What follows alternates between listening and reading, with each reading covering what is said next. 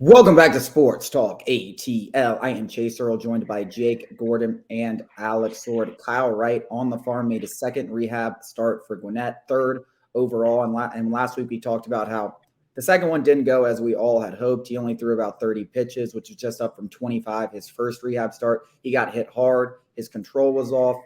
But I think most of what we should all be looking forward to and when each of these starts happen is that pitch count. This time we got it up to 50. He had 3.2 scoreless innings. Command looked a lot better. Curveball and slider both looked sharp, which they didn't his last time out. He looked a lot more like the guy who won 21 games for the Braves. And again, he got up to 50 pitches. I think next time you can expect 60 plus, maybe 70. And then after that, I think it's really up to the Braves. Because I think the most important thing, if they want him to pitch in the postseason, is getting him at bats against major league hitters. So I don't think he necessarily has to come up in his first start with the Braves and throw 90 pitches or stuff like that. He could throw 75, 80, get some at bats, especially since the Braves, they have some guys that can cover some innings and stuff like that, and they'll take precautions if necessary. But he can come up and throw 75, 80 pitches, make a spot start, especially with the way the revolving door that has been the fifth spot in the rotation, and start to get some live looks. So I don't think it's ridiculous to say it might be two more starts on the farm, but I don't think it's ridiculous to say this could be his last coming up next week. Yeah, so that happened on the 5th of September. So let's just say 5 days. That would mark his second one or his next one on the 10th, and then the next one on the 15th. Let's say he gets two more. That would make his first with the Braves on the 20th. And you've got to see him, I'd say twice against major league talent in a live game before being comfortable including him on any postseason roster, let alone the DS. Thankfully, the Braves do have some time in between the wild card and the division series.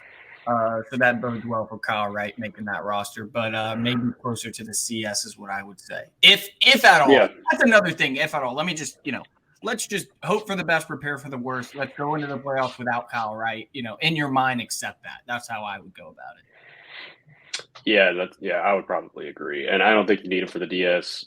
We've said it 100 million. I'm about to ban it from being said on this show. The fact that you get Strider and Fried twice the NLDS. We probably said this 100 times. I'd rather know. That is true because a lot of people let the people know because they will not understand. They will not understand. Yeah. I think that's probably best practice. I mentioned this before too, but you could probably use him.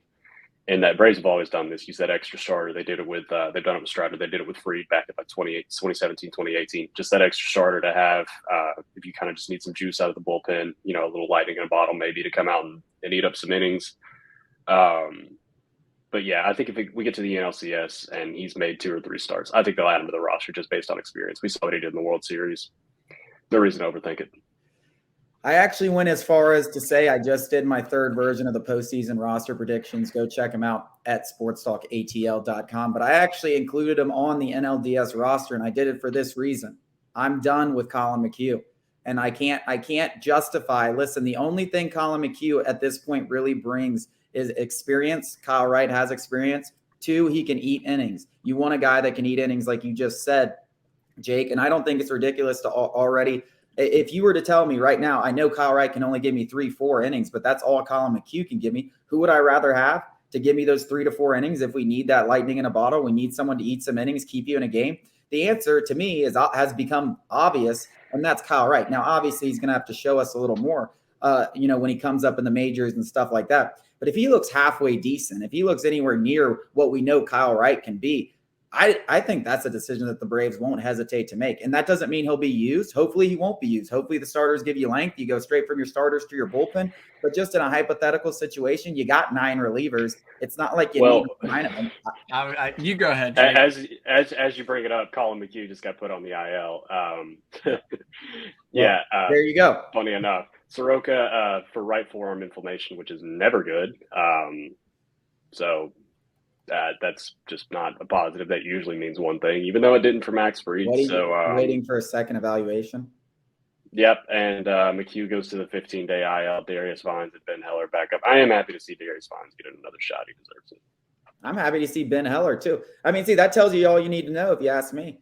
I mean, I just think that could be the end of the road for Colin McHugh's season. I mean, I don't know. He's got to be on the IL for 15 days. So at the earliest, he comes back in late September. And what's he going to show you over the next week that's going to make me completely forget about what happened over the last 6 months? He just hasn't been good. He hasn't been the same guy. His control hasn't been good. He's given up way too many hits. His strikeout numbers have plummeted. It hasn't been the guy that he was for the Braves last year, and he was for the Astros and the Rays before that. He hasn't been that guy. So if you ask me, maybe it's Ben Heller. Like, I'm not saying guaranteed Wright, but I think Wright could definitely be that 3-4 inning guy that if you need him in a potential playoff game when a starter doesn't give you length, I feel much more confident with him giving you 3 to 4 innings than just about anyone else outside maybe Michael Tonkin.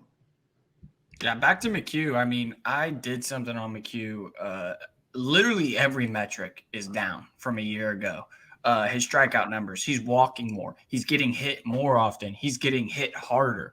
He's striking out less. And they're not by like 1 or 2 ticks. It's by like his strikeout numbers have fallen like nearly in half, and his walks are up nearly double. Like, it's not just like maybe, some just slight regression. No, it's bad. Like, I don't think.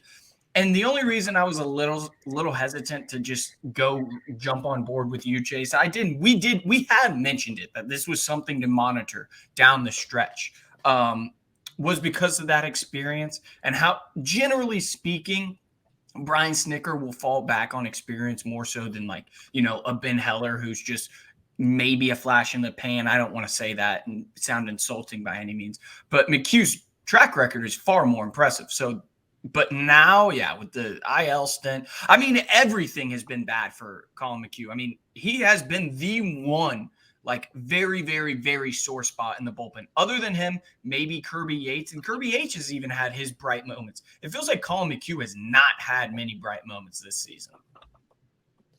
Yep, I think the writing's on his wall. I mean, we talked about it. I mean, I know Jake has said at least 8 different times. I'm just waiting for that Colin McHugh IL stint. It's going to happen. And now that it's happening this late in the season and the way he's looked over the last month or so, I mean, he just has been not good. And you talk about other guys, Jesse Chavez, but I mean, who knows if he's going to come back? I don't even want to talk about him.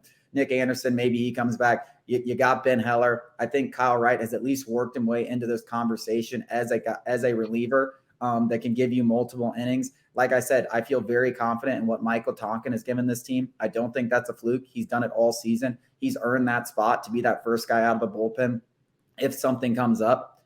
To me, I think we just saw the last of Colin McHugh, and I think he might have an option for next year. I don't know if he's a free agent, but you're talking about another guy. That might be the last time you see him in the Braves uniform.